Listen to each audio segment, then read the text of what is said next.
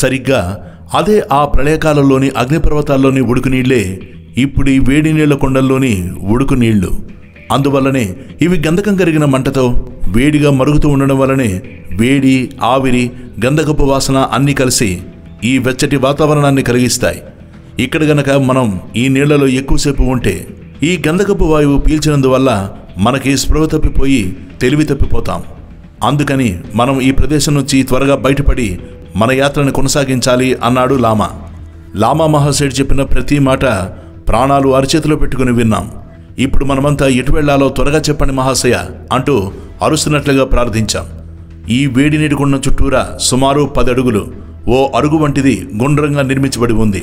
దాని అడుగున తూర్పు ముఖంగా వెళ్లే గొట్టం వంటి తూములోంచి ఉడుకు నీళ్లు గలగలా శబ్దంతో ప్రవహిస్తూ ఎటో వెళ్ళిపోతున్నాయి కొండలోకి.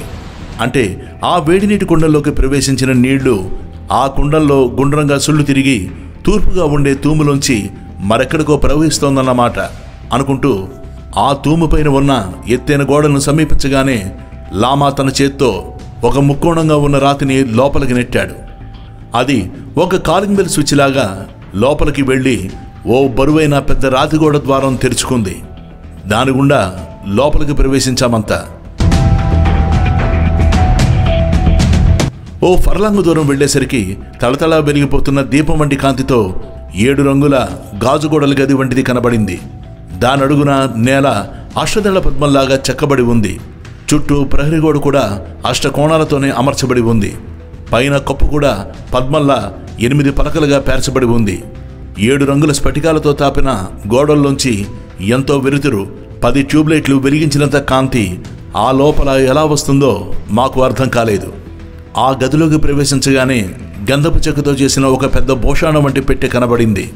లామా మహాశయుడు ఏనుగు తొండల్లో ఉన్న దాని గడియను గట్టిగా పైకెత్తాడు.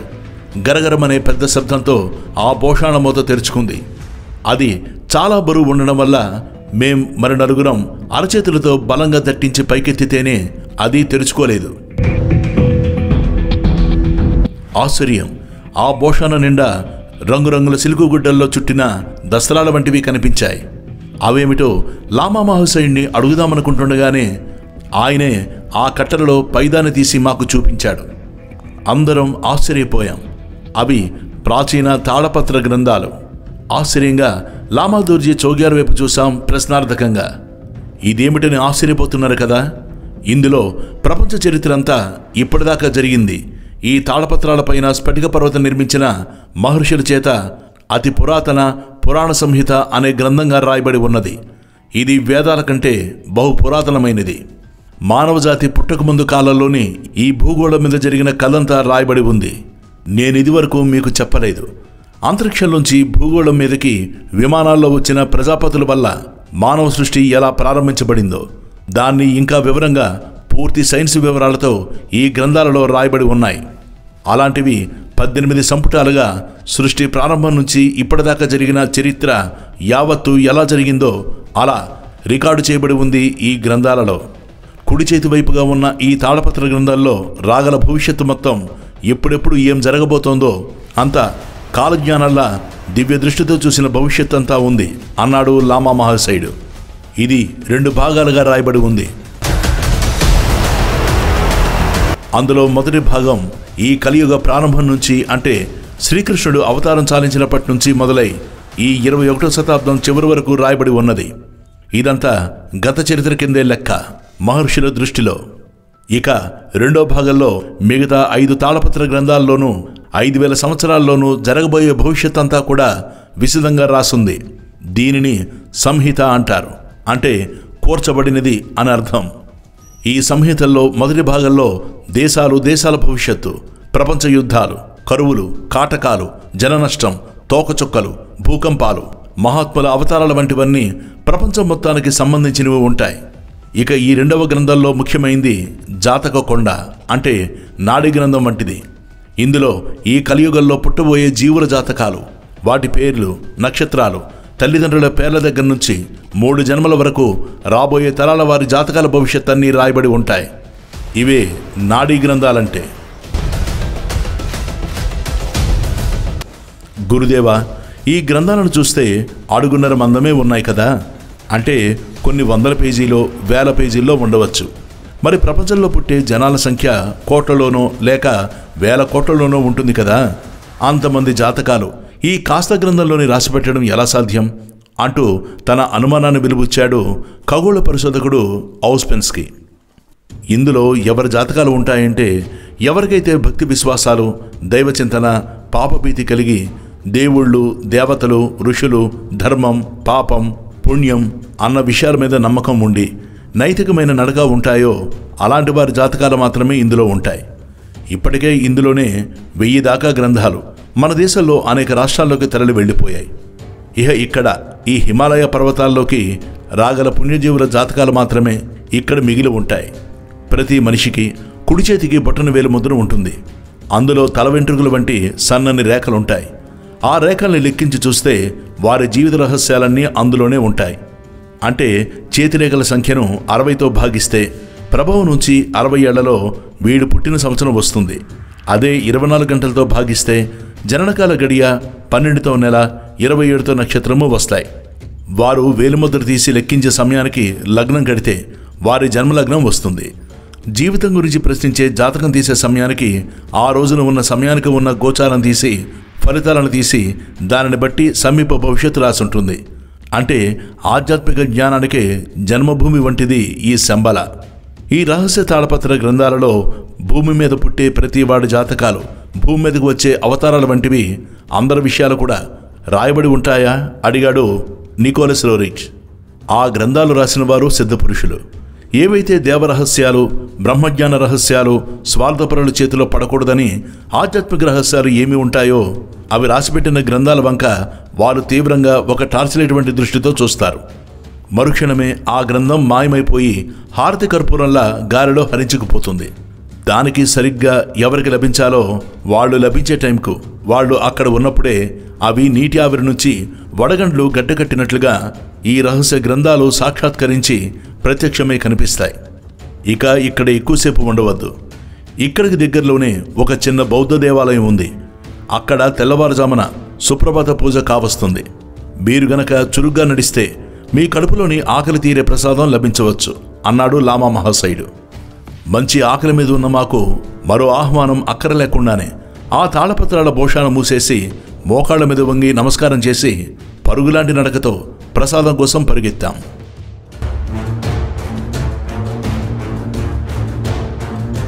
అక్కడ ఎటు చూసినా తెల్లని మంచుకొండలు నీరండకి తడతలా కరిగించిన వెండిలా మెరిసిపోతున్నాయి. కళ్ళు జిగేలిమనేలా సూర్యుడి కిరణాలు కళ్ళలోకి పొడిచేలాగా ప్రతిఫలిస్తూ మంచురాళ్లు అక్కడక్కడ స్ఫటికాల్లాగా మెరుస్తున్నాయి.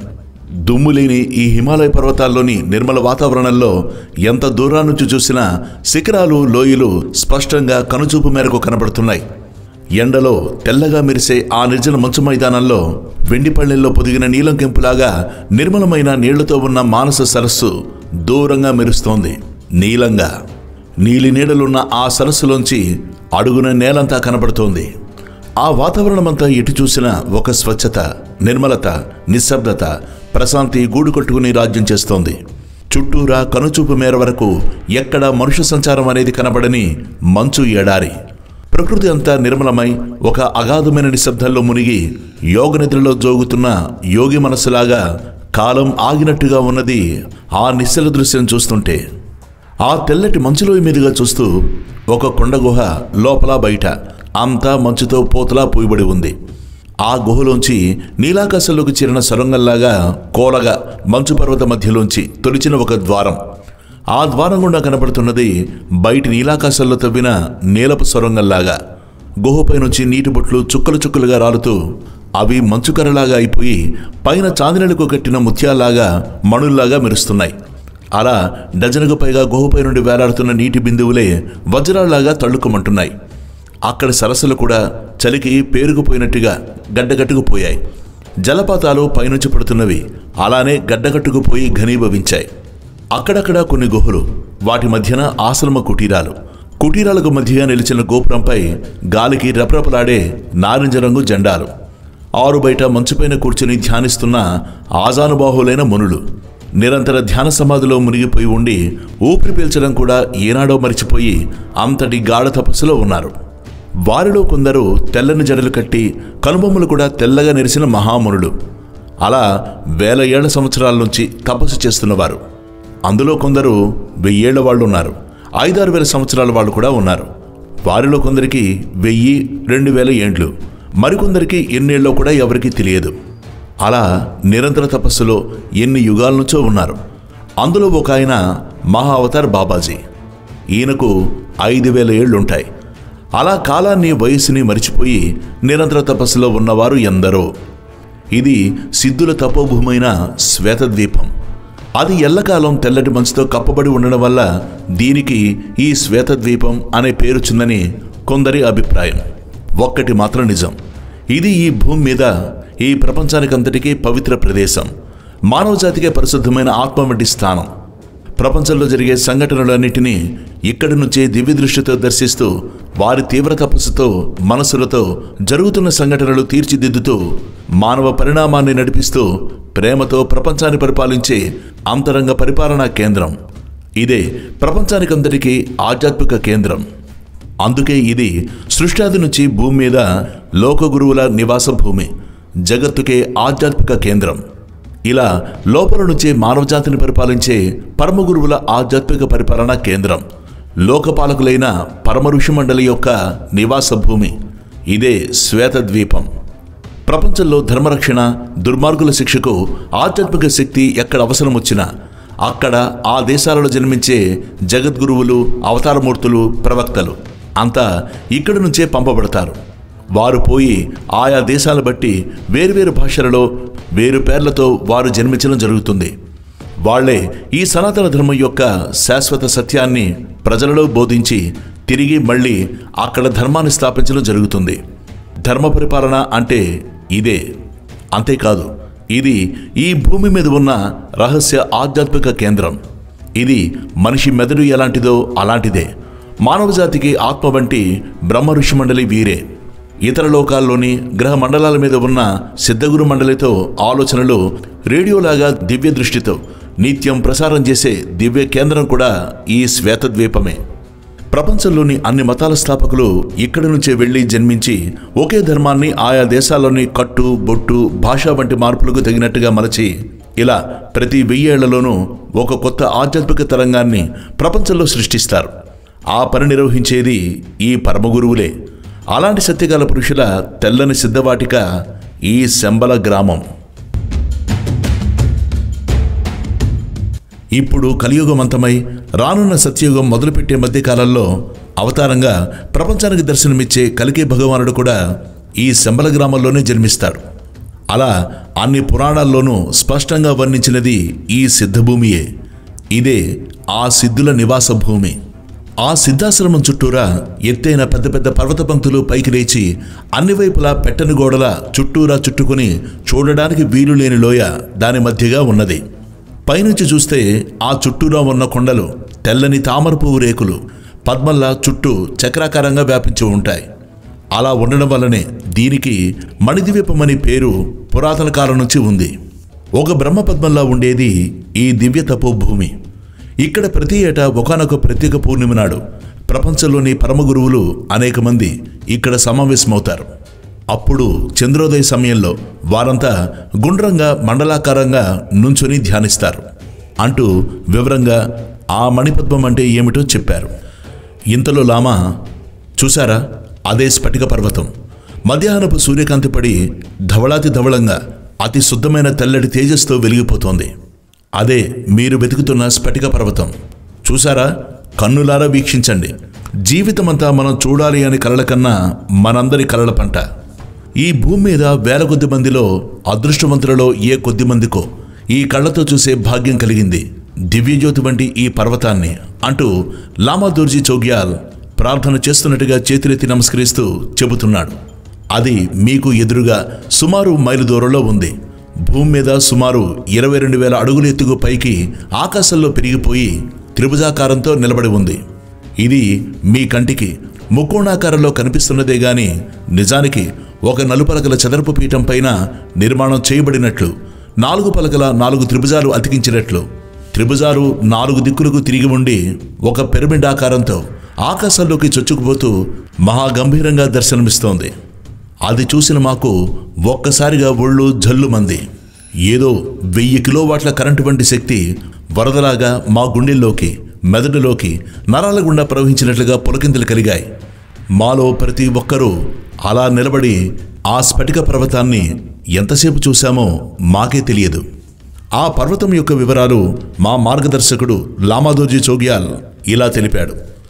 ఇదే స్ఫటిక పర్వతం అనబడే మానవ మేధస్సుకే అందనంతటి ఎత్తుగా కల్పించే సంకల్పంతో జరిగిన వాస్తు నిర్మాణం. అనేక తాంత్రిక, గణిత, ఖగోళ, జ్యోతిష రహస్యాలను కలబోసిన దివ్యజ్ఞాన మందిరం ఇది. ఈ స్ఫటిక పర్వతం నిలబడి ఉన్న నలుచదరపు పీఠం 4 వైపులా చుట్టుకొలతలు గనక చూస్తే 13 ఎకరాల విస్తీర్ణంలో కట్టబడిన ఈ స్ఫటిక శిఖరానికి అడుగున ఉన్న అరుగు వంటి వేదిక 120 అడుగులు ఎత్తు. 4 వైపులా సమానంగా అతి తెల్లటి పాలరాయి వంటి దృఢమైన శిలల చేత పునాదిలాగా పీఠంలా కట్టబడి ఉంది. ఆ పీఠంపై నుంచి ఆకాశంలోకి చొచ్చుకుని పోతూ 4 పలకల ముఖాలతో పైకి కోసుగా పెరిగిన శిఖరం, చిట్ట చివరగా సూదిలా చెక్కబడిన స్ఫటికం, నవరత్నాల్లోని వజ్రం కంటే తీక్షణమైన తేజస్సుతో కళ్ళు జిగేల్మనేలాగా గడ్డకట్టిన పాదరసం రంగుతో మెరుస్తోంది. అది రసబంధనంతో పాదరసాన్ని స్తంభింపజేసి అలా శిలలాగా త్రిభుజాకారంగా 4 ముఖాలతో ఏర్పాటు చేసిన శిఖరం స్ఫటిక పర్వతం పైన మండుతున్న వెలుగులా కనిపిస్తోంది. ఓ కార్తీక శిఖర దీపంలా ప్రకాశిస్తూ 4 దిక్కులకు ఆ 4 ముఖాల పిరమిడ్ వంటి స్ఫటికరాయితో మంచు గడ్డకట్టినట్టు పర్వతంలా ఏటవాలుగా సుమారు 2160 అడుగులు ఎత్తుంది. దాని 4 ముఖాలు సమానంగా నిర్మాణం చేయబడ్డాయి. అందులోని ఉత్తరముఖం మీద ఏటవాలుగా భూమికి 23 డిగ్రీల కోణంలో తూర్పు నుంచి పైకి ఎత్తున జాగ్రత్తగా పరిశీలనగా చూస్తే ఒక చిన్న సూది బెజ్జం వంటి రంధ్రం కనిపించింది. మాలో గణిత శాస్త్రం, ఖగోళం, జ్యోతిష్యం, సైన్సుల్లో సిద్ధహస్తుడు, గొప్ప ఆసక్తి గల రష్యన్ పరిశోధకుడు ఔస్పెన్స్కీ ఇలా అడిగాడు, గురుదేవా, లామా మహాశయ, ఆ పిరమిడ్ వంటి కట్టడానికి ఉత్తరముఖాన ఉన్న సూది బెజ్జం వంటి రంధ్రం పెట్టబడి ఉంది కదా, దాని ప్రయోజనం ఏంటి అన్నాడు. జేబులోంచి తన నోట్బుక్ తీసి వివరాలు నోట్ చేసుకుంటూ చకచక ఆ స్ఫటిక పర్వతం ఆకారాన్ని రేఖాచిత్రంగా వేస్తూ. దానికి లామా మహాశయుడు ఔస్పెన్స్కీని ఇలా ప్రశ్నించాడు. అది ఏ ముఖంగా ఉంది అన్నాడు లామా. అది సరిగ్గా ఉత్తరం వైపు తిరిగి ఉన్నది గురుదేవా అన్నాడు ఔస్పెన్స్కీ. భూమికి ఎంత ఎత్తులో ఉంది?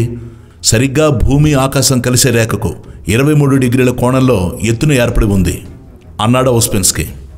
సరిగ్గా చూడండి, అది ఉత్తరం తూర్పులకు నడి మధ్యన, అంటే ఈశాన్య దిక్కుగా భూమి ఆకాశం కలిసే రేఖకు 23 భాగాల కోణంలో ఎత్తు మీదుగా ఉండే నక్షత్రం ఏది అడిగాడు లామా.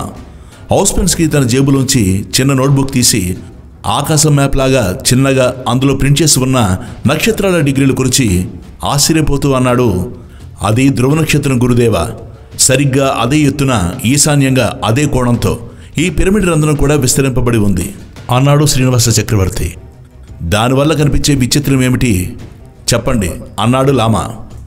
ఈ ధ్రువ నక్షత్రానికి కుడివైపున, అంటే తూర్పు దిశగా సప్తమహారుషుల మండలం ఉదయిస్తుంది. అది పల్లకిలాగా అర్ధచంద్రాకారంగా ఆకాశంలో 12 అడుగుల స్థితికొచ్చి చివరకు వాయువ్యంగా, అంటే పడమర ఉత్తరం మధ్యగా అస్తమిస్తుంది. కానీ మనం ఇక్కడ హిమాలయాల మీద ఎంతో ఉత్తరంగా ఉండబట్టి సప్తమహర్షులు అస్తమించారు. పడమర వైపు నుంచి నేల వైపుగా దిగి అర్ధరాత్రంతా నేలజారుగా ప్రయాణించి తిరిగి తూర్పు వైపుకు తిరుగుతూ గుండ్రంగా తూర్పు ఉత్తరం వైపున ఈశాన్యంగా ఇరుసులా తిరుగుతుంది. అప్పుడు లామా ఇలా అన్నాడు, అసలు సప్తమహర్షి మండలం అంటే ఏమిటి?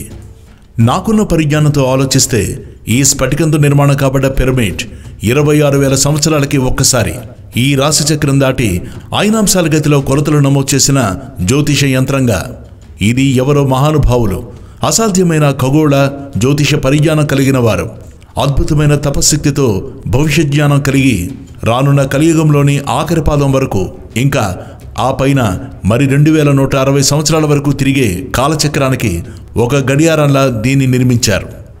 ఎంత శ్రమపడి ఇంతటి అగాధమైన జ్యోతిష పరిజ్ఞానంతో దీనిని పూర్వపు సిద్ధగురువులు ఎవరో నిర్మించి ఉంటారు. లామాదోర్జీ చోగ్యాల్ ఇదంతా వింటూ స్ఫటిక పర్వతం వైపు కన్నార్పకుండా చూస్తూ, ఇది ఏదో ఖగోళ జ్యోతిష తంత్ర రహస్యాలతో నిర్మించబడ్డ రాశిచక్రం వంటి నిర్మాణం. బహుశా రానున్న అవతారమూర్తి గురించి, అంటే శంబలకు స్ఫటిక పర్వతానికి లింకు ఉండే నిగూఢమైన దేవరహస్యాలు ఈ స్ఫటిక నిర్మాణంలో బంధించబడి ఉన్నాయి అంటూ ఆ స్ఫటిక పర్వతాన్ని చూస్తూ 2 చేతులు ఎత్తి నమస్కరించి శ్రీనివాస చక్రవర్తి వైపు ఆనందంతో చూస్తూ ఇలా అన్నాడు. చక్రవర్తి, నీవు పరిశుద్ధ వైష్ణవ కుటుంబంలో జన్మించావు, వేదకాలం సంప్రదాయంలో. అందుకే నీకు మంత్రశాస్త్ర సంప్రదాయం బాగా తెలుసు. బయటికి స్ఫటికంత నిర్మాణం కాబడ్డ ఈ స్ఫటిక పర్వతం కట్టుబడిలో నీకేమైనా విచిత్రం గోచరిస్తోందా? నీకు తోచింది తోచినట్టు చెప్పు అన్నాడు లామాదోర్జీ. గురుదేవ, ఇది జ్యోతిష, ఖగోళ, తాంత్రిక రహస్యాలతో నిర్మాణం కాబడి ఉన్న కట్టడంలా నాకు తోస్తోంది. మా బ్రాహ్మణులు నిత్యం పూజిస్తారే శ్రీచక్రం. అది ముఖ్యంగా 2 రకాలు. ఒకటి త్రికోణాకారం కలిగిన గీతలతో త్రిభుజాకారంగా చిత్రించబడి ఉండేది శ్రీచక్రం అనే యంత్రం. ఈ శ్రీచక్రంలో కొన్ని త్రిభుజాలు తలకిందులుగాను, మరికొన్ని త్రిభుజాలు నిలువుగాను నిలబడి ఉంటాయి. అలాంటి ప్లాన్ తీసుకుని స్ఫటిక శిలతో తలకిందులుగా నిలబెట్టిన త్రికోణపు శిలలు, 4 దిక్కులా కలిసిన పిరమిడ్ల వంటి కట్టడాలు ఒకదానిపై ఒకటి పేర్చి 2 రకాలుగా కట్టారు. అలానే నిటారుగా నిలబడి ఉన్న త్రికోణాకారంగా ఉన్న 4 ముఖాలతో నిలబడి పిరమిడ్లాకారంలో కొన్ని పలకలు ఒకదానిపై ఒకటి నిలబెట్టి ఉన్నాయి. దానివల్ల ప్రతి పిరమిడ్ వంటి ఆకృతి మెట్లుగా, అంటే మా వైష్ణవ ఆగమ శాస్త్రంలో దేవాలయం యొక్క విమానంలాగా కట్టబడి ఉన్నది ఈ మందిరం. సరిగ్గా ఇలాంటి కొలతలే కలిగి ఉన్న ఈ పిరమిడ్లకు 4 దిక్కులకు రకరకాల దేవతాల శిల్పాలు అంటిస్తే అది సరిగ్గా మా దక్షిణ భారతదేశంలోని తిరుమల పుణ్యక్షేత్రంలో వెంకటేశ్వరుడి దేవాలయం పైన ఉండే ఆలయ విమాన శిఖరంలా కనిపిస్తుంది. అది తిరుమల వెంకటేశ్వర ఆలయ విమానపు గోపురం శిఖరంలా ఉంది. మా పూర్వీకులు చెప్పిన దేవాలయ గోపురాల నిర్మాణం నుంచే ఈజిప్ట్లోని పిరమిడ్ల నిర్మాణం కూడా జరిగిందని, అది ఇప్పటికీ ఇన్నాళ్లకు కళ్ల ముందుకొచ్చింది ఆశ్చర్యకరమైన ఈ స్ఫటిక పర్వత రూపంలో. గురుదేవ, నాకింకో ఆశ్చర్యం కలిగించే రహస్యం కూడా తట్టింది దైవికంగా. అదేమిటంటే, మనం ఈ స్ఫటిక పర్వతాన్ని చేరుకునే ముందు నదికి అడుగున భూమిలోంచి సొరంగ మార్గంలో ప్రయాణించాం కదా. ఆ సొరంగ మార్గంలో మనకి కుడివైపున భూమి స్పర్శ ముద్రపట్టిన రూపంతో ఉన్న భవిష్యత్తులో అవతరించే బుద్ధ విగ్రహం చూశాం. ఆయన సరిగ్గా ఆ మైత్రేయ బుద్ధుడు భూమిని చూపే మార్గంలో ఏదో రహస్య మార్గాన్ని చూపిస్తూ ఉండేలాగా హస్తం ఉంది కదా. సరిగ్గా అలాగే నేనిప్పుడు చెప్పిన తిరుమల క్షేత్రంలోని ఆ 7 కొండలవాడి విగ్రహం కూడా ఒక చేతిని కిందకు చూపిస్తూ ఉంటుంది భూమి స్పర్శ ముద్రలో. తిరుమల క్షేత్రంలోని దేవరహస్యాలు తెలిసిన పండితులు చెప్పగా విన్నాను. శ్రీ వెంకటేశ్వర స్వామి ఈ హస్తం ఆయన పాదాల కింద అడుగున రహస్య బిలం ఏర్పడి ఉన్న ఓ సొరంగ మార్గాన్ని చూపిస్తుందని. ఇది మా వైష్ణవులు వైకానసులలో ఎవ్వరికీ తెలియదు. ఈ రహస్యం నాకు కూడా ఇప్పుడే ఈ స్ఫటిక పర్వతానికి చేరే భూమిలోని సొరంగ మార్గాన్ని చూపించే బుద్ధ విగ్రహాన్ని చూస్తే దానిలోని రహస్యార్థం వలన ఆ శ్రీనివాసుని పాదాలడుగున కూడా ఒక సొరంగ మార్గం ఉన్నదని నాకు అనిపిస్తోంది అంటూ ఆశ్చర్యంగా చెప్పాడు శ్రీనివాస చక్రవర్తి.